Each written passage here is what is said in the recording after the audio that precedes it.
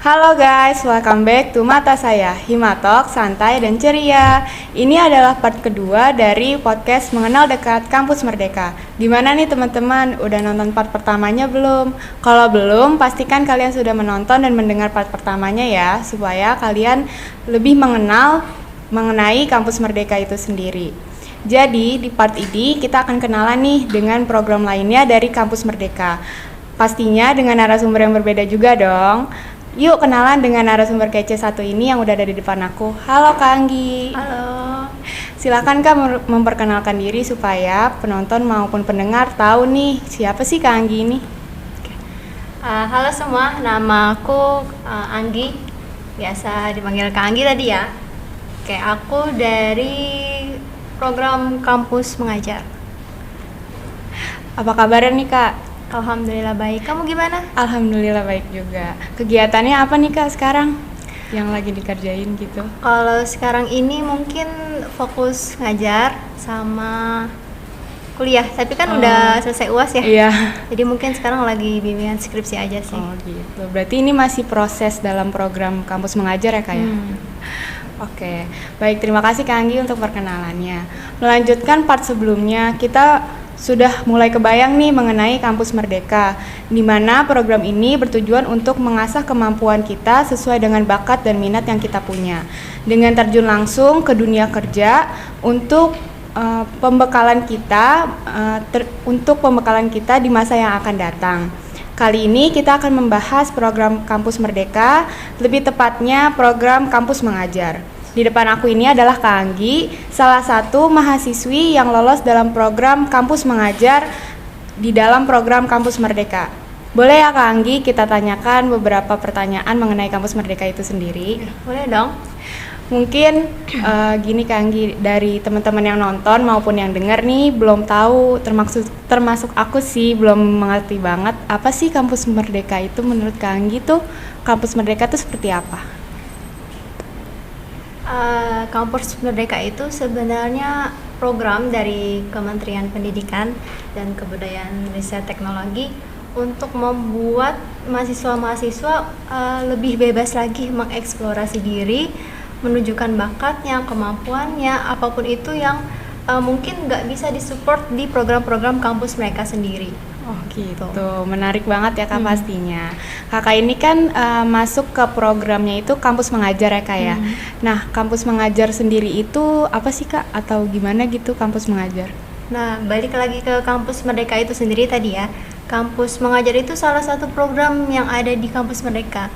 Jadi mahasiswa dimanapun diharapkan bisa membantu pemerintah untuk memajukan literasi dan numerasi anak bangsa.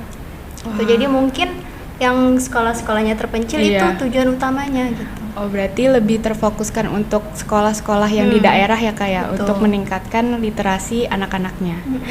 Nah waktu pertama kali Kakak mendengar mengenai program Kampus Mengajar ini, hal apa sih yang bikin Kakak tertarik untuk daftar gitu, kayak tertarik nih mau daftar tuh karena apa? Apa karena Kakak suka ngajar atau mau jadi guru gitu misalnya? Awalnya itu kan saya ikut di Kampus Mengajar Angkatan 2. Nah, angkatan pertama itu saya nggak lolos. Nggak lolos, terus ikut yang kedua. Alasan yang pertama itu kepengen apa ya? Bosan sih sebenarnya. Bosan banget kan kuliah online terus kayak di rumah aja gitu. Jadi coba deh ngajar yang benar-benar ngajar gitu. Akhirnya ya udah keterimanya yang di angkatan 2. Terus dapatnya yang di tingkat SD. Oh gitu, berarti Kakak ini pengen bosan aja. Oh bosan. Pengen mungkin mau cari suasana lain juga kali ya dari kuliah online ini.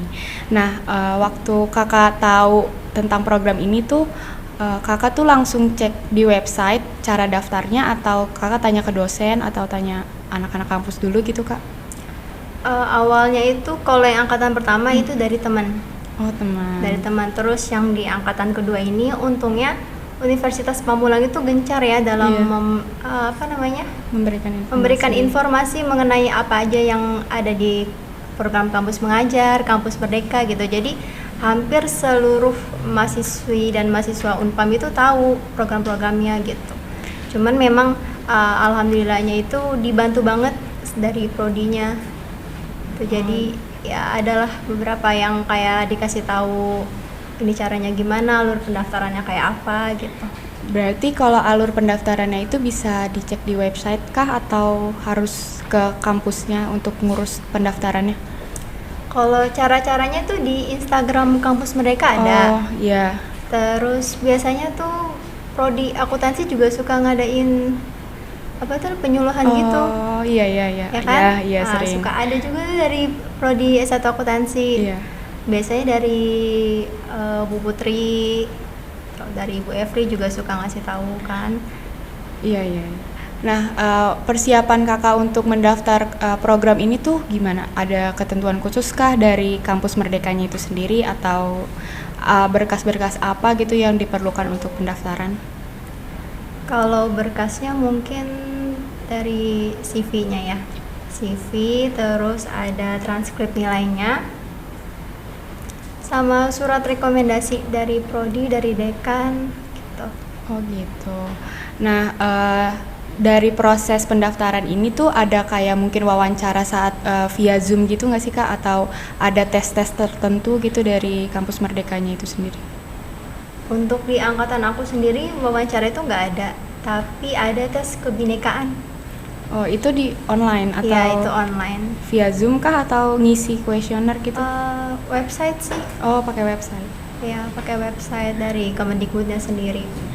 Berarti kan kakak ini masih proses dalam program kampus mengajar ya Kak ya? Itu tuh kira-kira kampus mengajarnya itu dilakukan tuh berapa lama gitu Kak? Mungkin 1 semester atau berapa? 6 bulan tuh 1 semester ya. Berarti 1 semester.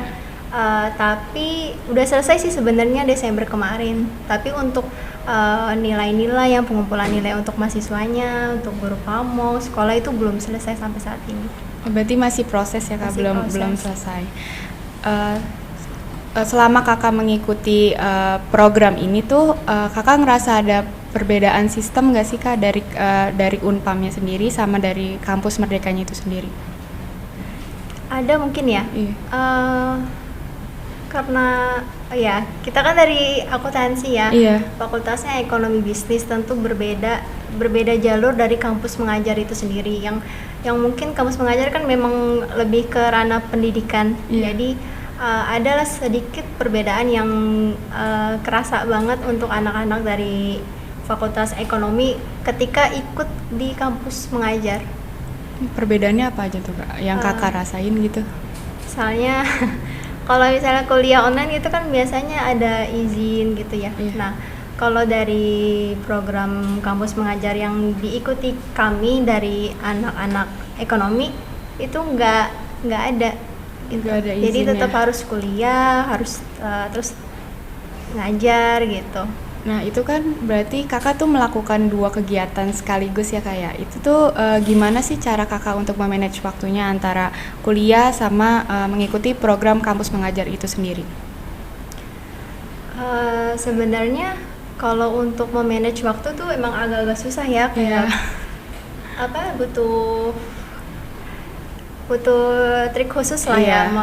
Maksudnya untungnya di Unpam kan masih online ya, untuk semester aku semester atas tuh 7 alhamdulillah masih online. Jadi siangnya, pagi siang itu kami ngajar. Jadi di lain waktu kayak malam itu kami usahakan untuk bisa ikut e-learning. Oh gitu, berarti harus pintar-pintar membagi waktu juga ya Kak. Terus itu juga menjadi challenge untuk diri kakak membagi waktunya. Nah dari kampus mengajar itu sendiri tuh tujuannya tuh apa sih Kak? Tujuan dari kampus mengajar itu sebenarnya utama cuma 3 sih. Meningkatkan literasi, meningkatkan numerasi, dan yang terakhir itu membantu administrasi dan teknologi sekolah. Membantu administrasi itu gimana tuh Kak maksudnya?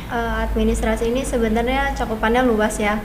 Ada yang administrasi dalam hal keuangan, ada yang berkas-berkas sekolah gitu. Karena ada beberapa sekolah yang mereka belum bisa mengatur pengelolaan keuangannya gitu. Berarti itu juga menjadi tugas kakak ya dalam mengikuti program itu sendiri. Nah, kakak ini berarti mengikuti program ini tuh mengajarnya offline ya kak ya? Awal masuk itu online. Di bulan Agustus sampai pertengahan September itu online.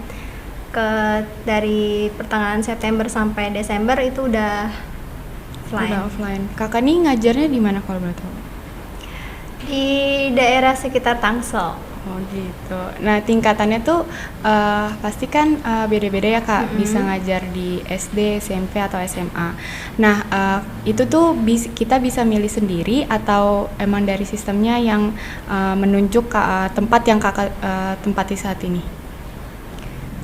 Untuk pemilihan tingkat sekolah itu nggak ada, tapi entah dari sistem atau memang dari kriteria tertentu kita sudah ditempatkan di SD atau SMP. Oh gitu, Ya. berarti emang udah ada yang mengatur itu ya. semua.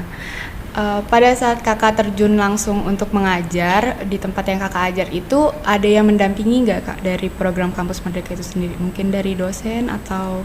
Ada di kampus mengajar itu ada namanya DPL, dosen Apa pembimbing lapangan. Nah, beliau ini yang membimbing kita dari mulai mencari sekolah sasaran sampai nanti selesai penerjunan itu sendiri gitu. Nah itu kalau boleh tahu dosennya tuh dari mana tuh kak? Dari Unpamnya langsung atau emang dari programnya itu, program Kampus Merdeka itu sendiri? Kalau DPL itu sama kayak kita sih, yang mahasiswa itu daftar juga, dan kebetulan alhamdulillahnya masih di satu kampus yang sama, masih dari Unpam, dari Fakultas Teknik. Oh berarti dosen yang mendampingi kakak itu dari dosen Unpam itu sendiri.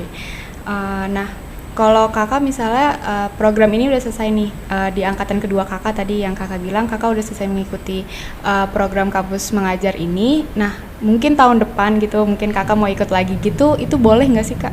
Atau mungkin teman-teman ada yang tertarik gitu kan untuk mengikuti 2 kali kampus mengajar ini? Sebenarnya pengennya 2 kali sih ya, tapi nggak boleh. Nggak boleh. Kirain boleh. Jadi hanya cukup ikut 1 kali. Nah, selama kakak mengikuti program ini tuh kakak merasakan benefits apa aja sih dari program kampus mengajar itu sendiri? Yang pertama mungkin jadi banyak relasi. Yang kedua itu menambah pengalaman ya sudah pasti. Dan yang ketiga itu jadi banyak belajar. Gitu. Banyak banget pelajaran yang bisa kita ambil di sekolah-sekolah itu. Nah, selama kakak tadi kakak bilang kalau kakak itu mengajar online dan offline ya kak ya. Itu tuh ada perbedaannya gitu nggak sih kak? Maksudnya yang kakak rasain mungkin lebih seru offline atau online gitu yang kakak rasain gimana? Kalau online tuh pasti kesulitannya banyak banget dibanding yang offline ya. Karena kalau online kan mungkin nggak ada komunikasi langsung, interaksinya nggak terlalu terasa seperti offline. Sama seperti kita yang mahasiswa kan pengennya offline ya. Tapi ya sudah mungkin keadaannya seperti itu. Ketika online mungkin agak susahnya itu mengambil simpati, mengambil gimana caranya untuk membuat anak tertarik kepada kita gitu, supaya nggak bosan lihat HP terus kan. Mungkin mereka lebih banyak di HP dibanding di laptop kan gitu. Terus agak susahnya itu ketika memberikan pelajaran, itu susahnya di situ sih. Nah cara kakak tuh gimana kan kakak bilang susah tuh untuk memberikan pelajaran kepada anak-anak yang kakak ajar nih. Nah kakak ada trik khusus nggak sih gimana caranya supaya anak-anak itu tertarik untuk dengerin apa yang kakak kasih tahu gitu pengetahuannya? Itu mungkin dari sisi anak-anaknya kita harus lebih interest ke mereka gitu ya. Gimana caranya mereka tuh merasa kayak wah aku ternyata tuh diperhatikan loh sama guruku gitu. Jadi kayak sesekali kita sering panggil nama-namanya gitu, terus kita kasih pertanyaan ke dia. Ketika dia bisa jawab, kita kasih apresiasi, entah tepuk tangan, wah hebat ya kamu sudah bisa jawab gitu. Nah kalau offline sendiri kan kakak udah ngerasain nih gimana rasanya mengajar offline. Itu gimana tuh kak? Bisa sharing mungkin gimana perasaan kakak atau pengalaman yang unik gitu yang bisa kakak sharing ke kita semua? Kalau offline tuh lebih seru ya, karena suasana kelasnya lebih terasa. Mungkin karena sekarang lebih berbeda dari tahun sebelumnya, lebih menjaga protokol kesehatan juga kan ya sekarang ini. Jadi tetap ada jaga jaraknya, terus ya itu tadi mungkin lebih sedikit kan di kelas karena dibagi sesinya gitu. Jadi agak sedikit lebih lebih sepi dibanding kelas-kelas biasanya gitu. Cuman mungkin lebih enaknya mereka jadi nggak bosen. Kan ketemu teman, bisa bersosialisasi, ketemu guru-guru juga gitu. Nah, yang aku tahu nih Kak ya, dari program Kampus Merdeka itu sendiri kan ada uang sakunya nih. Tapi Kakak nggak usah nyebutin nominalnya, nggak apa-apa. Aku cuma pengen tahu dari program yang Kakak ikutin, Kampus Mengajar itu dapat uang sakunya apa aja tuh Kak, kalau boleh tahu? Uang sakunya uang yang ditransfer ke rekening kita. Iya, maksudnya ada mungkin uang kuota pada saat online, Enggak, transportasi gitu-gitu, enggak? Kalau untuk aku sendiri yang aku rasain cuma uang saku karena kebetulan memang masih di daerah yang satu domisili sama aku kan. Jadi nggak dapat uang saku tambahan gitu. Tapi untuk mahasiswa-mahasiswa lain yang mereka mendapat sekolah sasaran di luar domisili dia sendiri kayak beda pulau gitu. Nah, itu tuh dapat uang transport. Lumayan ya Kak berarti. Ya. Jadi adalah di cover dari pemerintah gimana caranya mahasiswa yang udah bantu mereka juga dibantu mereka gitu. Jadi ada timbal baliknya juga. Nah, selama Kakak mengajar nih, ada nggak sih mungkin kayak murid yang unik gitu yang bisa Kakak share pengalamannya ke pendengar maupun penonton yang lainnya gitu? Banyak sih sebenarnya ya. Cuman satu yang sampai sekarang tuh masih membekas gitu. Itu mungkin dari anak ini ya, anak luar biasa, ABK. Iya. Itu gimana tuh Kak cara mengajar untuk siswa-siswa yang berkebutuhan khusus gitu? Susah sih ya karena mungkin kita bukan profesionalnya.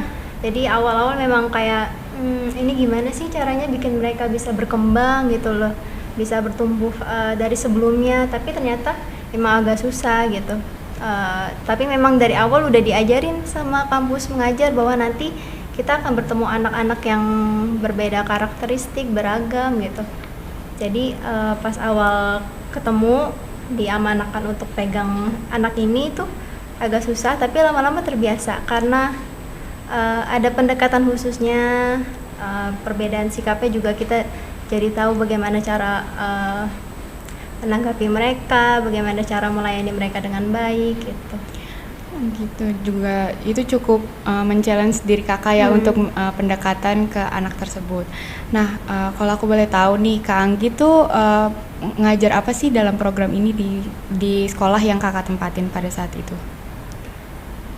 Untuk pertama kali masuk itu saya diberikan pelajaran bahasa Inggris. Awal-awal bahasa Inggris di level tuh maksudnya kelas ya. Iya. Di kelas 1 itu bahasa Inggris. Terus pernah juga pegang bahasa Arab. Terus pas mulai Oktober ke Desember itu dari kelas 3 naik lagi ke kelas 3 itu ngajar di matematika. Berarti tiap kelasnya itu beda ini ya Kak, maksudnya beda mata pelajarannya gitu yang dipelajarin. Nah, Kakak kan udah lolos nih dari pendaftaran program Kampus Merdeka ini sendiri. Nah, ada nggak sih Kak tips and triknya gitu supaya lolos dalam program Kampus Mengajar? Siapa tahu teman-teman yang dengar, yang nonton, atau aku sendiri jadi tertarik gitu. Yang pertama itu mungkin CV-nya harus bagus ya. Terus yang kedua, kalau misalnya nih kalian punya sertifikat yang tentang kegiatan kalian kayak organisasi, itu dimasukin aja. Karena itu kan jadi nilai plus sendiri kan untuk kalian. Terus dari sekarang mulai cari-cari tentang ilmu kebinekaan. Kan nanti tesnya itu. Ilmu kebinekaan gimana tuh Kak? Siapa tahu bisa ngasih bocoran gitu kalau boleh. Buat teman-teman. Seingatku ya, kalau nggak salah itu tentang kenegaraan yang berhubungan dengan pendidikan dan kewarganegaraan. Berarti lebih ke kayak Pancasila atau PPKN ya kayak biasa disebutnya. Bahasa Indonesia juga. Nah, itu tadi ikut tesnya itu kan lewat website ya Kak ya. Berarti ini sekarang nih aku ke pertanyaan terakhir nih buat Kakak. Selama Kakak mengikuti program ini tuh kendala-kendala yang Kakak rasain mungkin yang sulitnya atau kendala-kendala lain yang bisa di-share ke teman-teman nih apa aja sih Kak? Kendalanya itu yang pertama yang paling berasa banget itu ketika video conference. Pada saat mengajar. Ya, karena kan jadwal video conference kan itu 3 hari ya. Iya. Dan kebetulan itu bentrok sama jadwal aku ngajar. Jadi ketika ngajar itu kameranya on gitu kan, ditaruh di meja guru, akunya ngajar gitu. Tapi alhamdulillahnya dosen tuh udah tahu, misalnya Pak mohon maaf saya sedang ini gitu. Beliau bilang ya nggak apa-apa, kamu teruskan saja gitu, tapi kameranya nggak boleh off kan gitu. Terima kasih banyak nih Kak Anggi udah mau sharing-sharing ke kita pada kesempatan di podcast kali ini. Sebelum closing aku punya challenge nih buat Kak Anggi. Jadi challenge-nya itu Kakak menyebutkan satu kata yang menggambarkan perasaan Kakak setelah mengikuti program kampus mengajar dari Kampus Merdeka ini. Nanti aku hitung 1 sampai 3, di hitungan ketiga Kakak menyebutkan katanya ya. 1, 2, 3. Bermanfaat. Tepuk tangan dong teman-teman. Sekali lagi terima kasih buat Kak Anggi yang sudah menyempatkan hadir dan mau sharing-sharing nih ke kita. Jadi kesimpulan yang bisa diambil dari podcast kali ini adalah program Kampus Merdeka adalah program yang dicetuskan oleh Menteri Pendidikan dan Kebudayaan yaitu Pak Nadiem Makarim, di mana program ini bisa menjadi wadah untuk menambah wawasan, bertukar informasi, dan masih banyak lagi benefit-benefit lainnya. Serta dalam program ini kalian bisa mengasah kemampuan kalian sesuai bakat dan minat kalian, baik soft skill maupun hard skill, di mana program ini juga bertujuan untuk pembekalan kalian masuk ke dunia kerja serta mengeluarkan lulusan yang terbaik untuk pemimpin bangsa yang akan datang. Semoga kita bisa ketemu lagi ya Kak dalam kesempatan di lain kesempatan. Sekian untuk podcast kali ini. Kurang lebihnya mohon maaf. Aku pamit undur diri ya. Dadah. Hima Aksi luar biasa.